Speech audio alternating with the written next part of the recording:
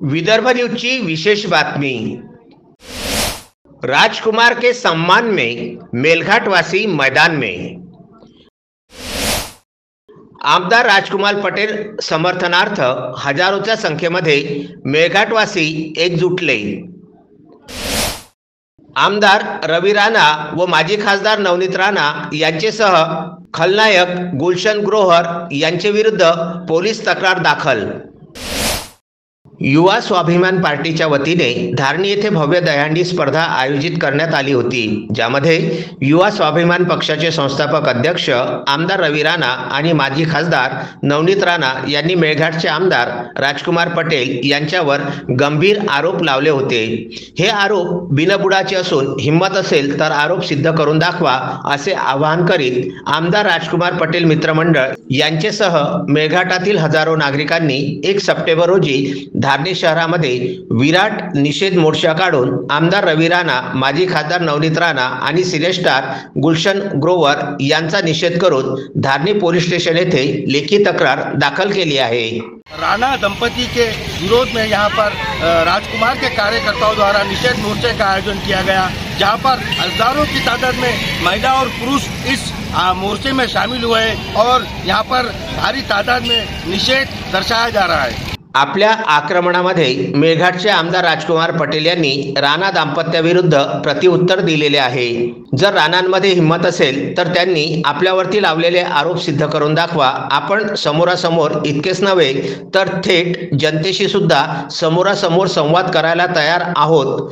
आपण सांगाल तिथे यायला जनतेच्या समक्ष आपण तयार आहोत, अशी भूमिका आमदार राजकुमार पटेल यांनी घेतली आहे।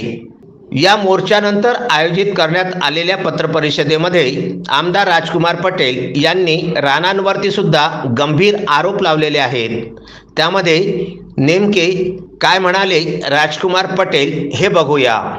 मैं उनको ये संदेश देना चाहता हूँ, एक तो पहली बात, राजकारण में किसी ने इतना खाया, उसने इतना खाया, ये एक अपना एक सार्वजनिक मंच है। कौन सा कार्यक्रम है? दहीहंडी के कार्यक्रम है, जो भी कार्यक्रम है, तो ये धार्मिक कार्यक्रम है ना। ये धार्मिक कार्यक्रम को राजकारण क्यों करना? और राजकारण करने के लिए जब जिस समय आचार संहिता लगा उस समय राजकारण शुरू कर दे। आचार संहिता खत्म, राजकारण खत्म, बरोबर है। तुम मेरे को बोलो ना, तुमने मेलघाट का विकास किया नहीं तो मैं जवाब देता उसका। मेरा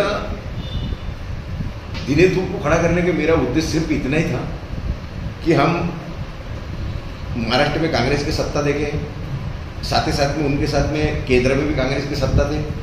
केवलराम काड़े के टाइम पे महाराष्ट्र में कांग्रेस की सत्ता थी और केंद्र में भी कांग्रेस की सत्ता थी, लेकिन परमिशन मिला नहीं। और प्रभुदास के टाइम पे महाराष्ट्र में भी बीजेपी की सत्ता थी और केंद्र में भी बीजेपी की सत्ता थी, फिर भी नहीं मिला परमिशन। अपना दुखना ये है कि मैंने बोला हम तुमको चुन के देना और तुमने हमारा परमिशन देना नहीं। मुझे ये बताओ, एक रात अपने धारणी में लाइन ले रहा तो क्या बोलेंगे तुम? यार भैया रात भर नहीं लाइन था, तुम्हारे होते थे। अब उन्होंने बाप जन्म में पैदा हुआ जैसे बिजली नहीं देखा तो उनका अधिकार नहीं है, उन्होंने रास्ते नहीं देखा उनका अधिकार नहीं है। और हम आमदार है इस नाते हम बोलेंगे नहीं क्या? चुनाव के पहले वो मेरे पास आए, रोएश और रवि राणा और मैं, हम एक जगह बैठे हैं मेरे घर में और हमने चर्चा की। वो बोले नवनीत राणा बीजेपी में प्रवेश ले रहे हैं, उस दिन तुम भी प्रवेश ले लो और प्रवेश लेने के बाद में तुम्हारा चुन के आना तय है। वो केंद्र में मंत्री रहेंगे, तुम महाराष्ट्र में मंत्री रहो, उसकी जवाबदारी मैं लेता हूँ। मैंने बोला साला ये भाजपा वाले भी छोड़ दी, इसके हाथ में पूरा कारोबार दे देगी। मैंने बोला कोई फेंका फाकी करना को तो सारा सोच समझ के करना है भाई।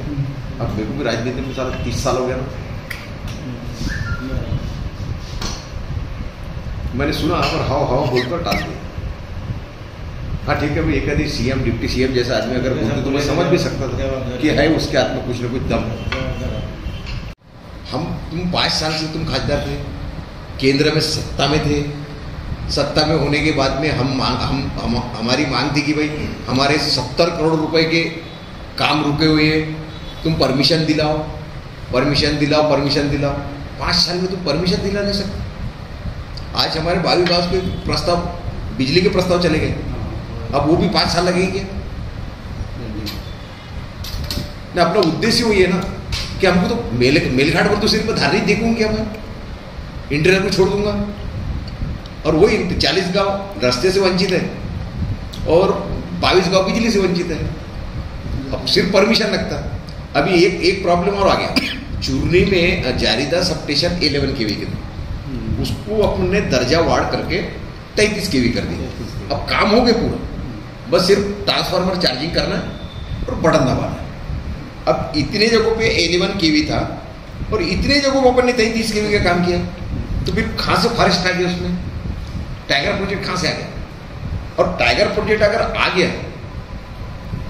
उतने जगहों में टाइगर प्रोजेक्ट आ गया, तो फिर वो 40 साल से वहां पे 11 केवी चालू था, उसका क्या है? तब तुमने क्यों कार्रवाई नहीं की? मतलब कहीं ना कहीं फॉरेस्ट वाले का नीति भी ऐसा लगता है कि अपने मेलघाट क्षेत्र के विकास को रोकने वाला नीति है। खासदार नवनीत राणा यांच्या म्हणण्यानुसार मतदात्यांनी त्यांना निवडून आणले नाही, मग त्यांच्या म्हणण्यानुसार आमदार कसे निवडून आणणार, अशा थेट शब्दांमध्ये धारणी कृषी उत्पन्न बाजार समितीचे सभापती रोहित राजकुमार पटेल यांनी राणा दाम्पत्यांना प्रत्युत्तर दिलं। राणा दाम्पत्यांनी 5 वर्षांमध्ये कुठल्याही प्रकारची विकासाची कामे केलेली नाहीत, फक्त अमरावती जिल्ह्यातील आमदार व त्यांच्या मतदारसंघामध्ये तोंड टाकून बिनबुडाचे आरोप लावण्याचे कार्य केले आहे। मतदात्यांनी नवनीत राणा यांना त्यांची जागा दाखवून दिलेली आहे। भविष्यामध्ये लवकरच रवी राणा यांना सुद्धा बडनेरा मतदारसंघातील जनता त्यांची जागा दाखवून देणार आहे, असे स्पष्ट मत यावेळी रोहित पटेल यांनी व्यक्त केले। तस्मीन शेख, सुलेमान मेमन, शकील अहमदसह जुगल किशोर जयस्वाल, विदर्भ न्यूज, धारणी।